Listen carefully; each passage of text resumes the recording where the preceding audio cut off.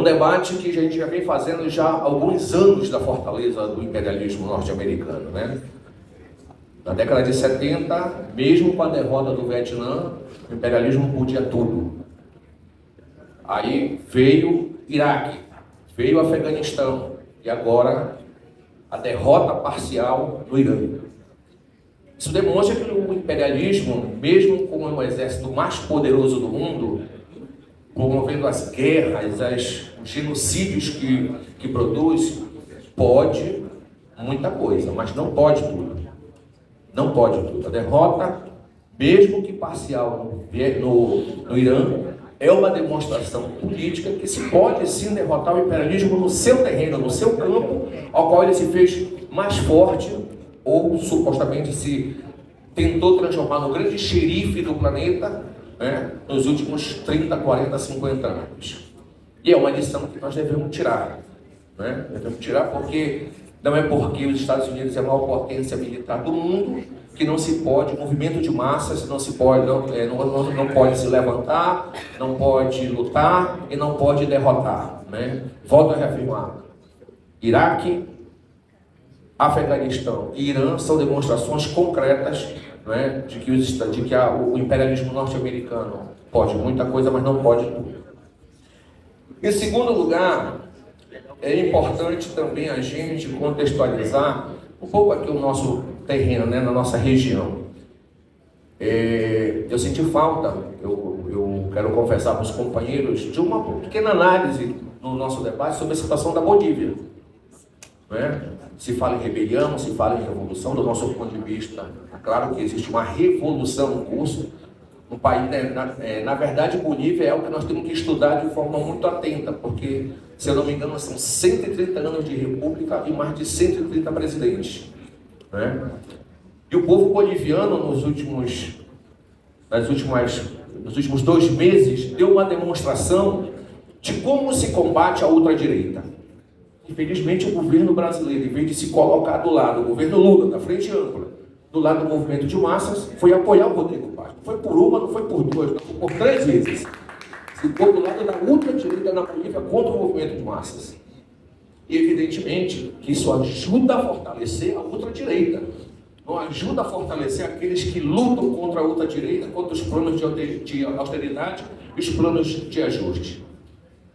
E me dá a impressão de que aqui no Brasil, nos últimos 4 anos, esse vai e vem da política da governabilidade, de tentar se manter palatável para um setor da burguesia e do imperialismo, se manifestou de forma muito clara e muito contundente, não só no Congresso Nacional, apoiando-se no Centrão, mas também nos governos estaduais. E, desgraçadamente, parte da esquerda, uma parte considerável do pessoal onde governava, inclusive com responsabilidades, com capital importante, sucumbiu um pouco a isso. De que, não, como a direita está muito forte, nós vamos fazer o possível, o impossível dentro do possível. Bem, e o resultado, né, é palpável. Né? O exemplo de Belém do Pará é concreto. Nós entramos de um jeito e saímos de outro. Né? Saímos derrotado, esmagado, humilhado pelo apoio à família Barbalho, e por receber o apoio da família Barbalho. Né? E eu penso que, politicamente, o caso Master, ele tem uma simbologia muito grande, porque pegou todo mundo, né? E não nos enganemos, hein? Não nos enganemos, porque não acabou. Não acabou, e quem fez convênio com o Credit Sesta, quem fez convênio com o Banco Master, né? Ainda não chegamos ao fundo ainda das coisas. Muita coisa vai acontecer.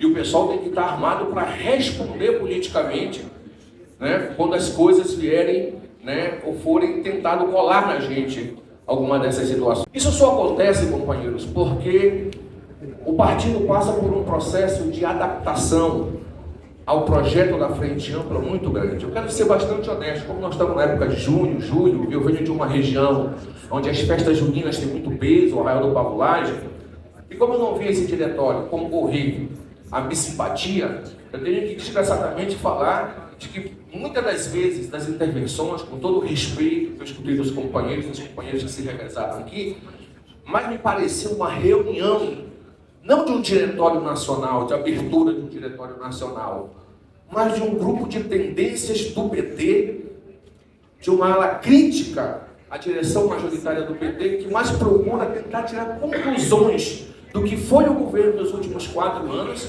e qual a tarefa política do partido, esquecendo que nós somos um partido. Esquecendo que nós somos um partido. Com todo o respeito que eu tenho ao companheiro já disse, nós estamos remontando o pessoal. Nós temos que saber sobre que ponto. Porque eu tenho enormes diferenças políticas, nós temos enormes diferenças políticas com a Revolução Solidária, mas nós entramos no governo Lula com a Revolução Solidária, com uma parte do partido que tem peso no movimento de massas, sobretudo aqui no maior estado do país, que está terminando o primeiro governo Lula, então praticamente perder esse setor do partido para o governo, para a frente ampla. Então, não vejo que nós temos que discutir sobre que base política nós estamos remontando o nosso partido. Eu não acho que a gente vem de vitórias, eu acho que a gente vem de derrotas. Belém é um exemplo concreto no marco da institucionalidade, correto? E agora essa disputa eleitoral e o acordo que foi feito para que o pessoal não houvesse uma sangria dentro do partido às vésperas do processo eleitoral, e o que vai acontecer após o processo eleitoral, nós temos que tirar a conclusão. Aqui a política de adaptação à frente ampla, de capitulação política e programática nos levou. Essa é a realidade, nos levou.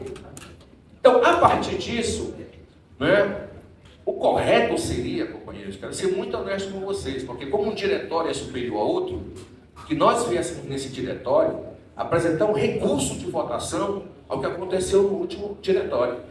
Não importa se nós terminássemos sozinhos. Como falei para vocês, não viemos aqui para concorrer à minha simpatia. Não importa. Mas o correto seria esse, porque a realidade mudou. A realidade mudou, correto? E a desculpa toda de que nós tínhamos que derrotar a ultradireita, honestamente, nós vamos passar por um processo eleitoral muito delicado de muita disputa. Mas a ultradireita só se fortaleceu nesse país porque o governo ajudou, e o pessoal foi parte disso. E o pessoal foi parte disso. Do fortalecimento, a ultradireita só se fortaleceu nesse país depois do que aconteceu na tentativa de golpe, da derrota eleitoral, porque o governo foi complacente, deu espaço e não foi ao centro dos problemas que nós deveríamos ir. E nós fizemos parte disso. Nós temos que reconhecer. Quem não quer reconhecer, tudo bem. Durma, faça as suas reflexões com o seu travesseiro. Mas nós temos que reconhecer. Não é? Porque, por exemplo, o partido deu combate no movimento de massas, ao arcabouço fiscal, à política de ajuste fiscal do governo. Não, o partido em Belém aplicou ajuste fiscal. Aplicou, reprimiu, perseguiu. E a ultradireita e a família Barbalho e a ultradireita podem ganhar Belém. Daqui a 2 anos, está governando Belém como consequência política de não enfrentar de forma consequente a ultradireita e escolher enfrentar a esquerda, os seus. Em nome da governabilidade, enfrentar os seus. E não coloquem na nossa conta a derrota de Belém, porque se nós fôssemos responsáveis por isso, nós estávamos em outra situação em Belém. Né? Em outra situação em Belém. Vamos ver o resultado da eleição para o governo do Estado. Já tivemos o resultado na eleição municipal passada. Então nós pensamos que nessas eleições, nós queremos reafirmar a nossa posição, que o partido teria que ter candidatura própria. Candidatura própria. Preparar o futuro. Porque o que aconteceu em 2013, o ajuste que veio, a situação que veio nesse país, juros altos, 80% da população economicamente ativa desse país endividada, o funcionalismo pendurado no crédito consignado, agora a iniciativa privada sendo conduzida a esse fio de endividamento, são 2/3 do PIB, companheiros. Setores de serviço desse país, 2/3 do PIB. O governo tenta maquiar, a gente festeja com o governo, muitas das vezes, 1% do crescimento da economia.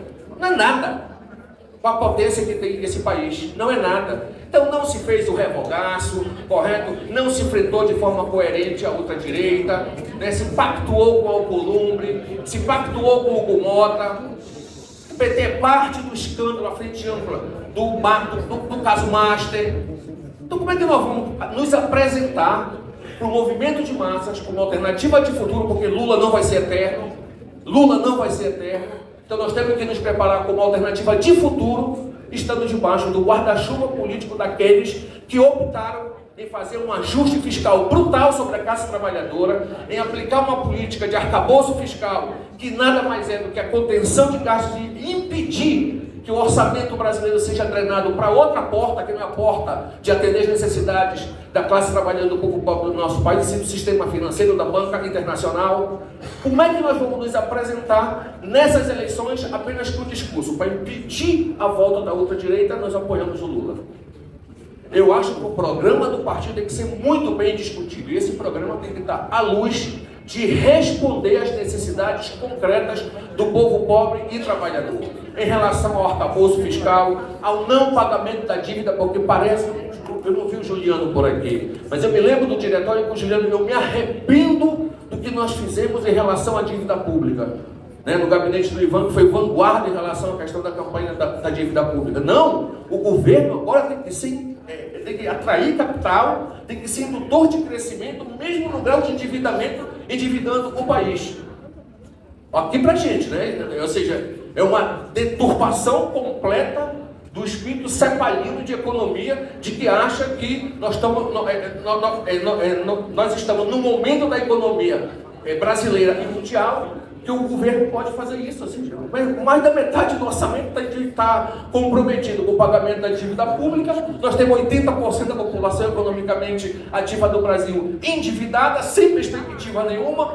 Todos os programas do governo de renegociação de dívida fracassaram.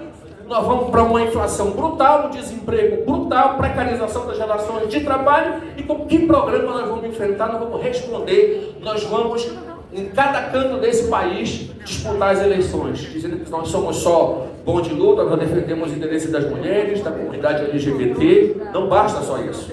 Não basta só isso. Ao contrário, o real é o real, e nós temos que dar respostas concretas à classe trabalhadora brasileira, ao povo pobre, e preparar o futuro. E preparar o futuro significa reafirmar o PSOL como uma verdadeira alternativa de esquerda. Eu me lembro que nós, Roberto, fizemos no PT, o PT na encruzilhada. Eu acho que o grande debate que nós temos que ter hoje é para onde o PSOL vai. É o PSOL na encruzilhada. Ou o PSOL vai ser a esquerda, ou vai tentar disputar, correto, programaticamente, e ser parte desse projeto reformista, né, neossocial, né, desenvolvimentista que o PT e o Lula defendem, ou a Frente Ampla defende, ou nós vamos ser uma alternativa de esquerda não sectária, porque não significa reproduzir o projeto do PSTU, muitos aqui já vieram de lá, e nem a própria Unidade Popular e o próprio PCB, né? Eu acho que nós temos capacidade para mais, e temos um peso político para mais também. Obrigado.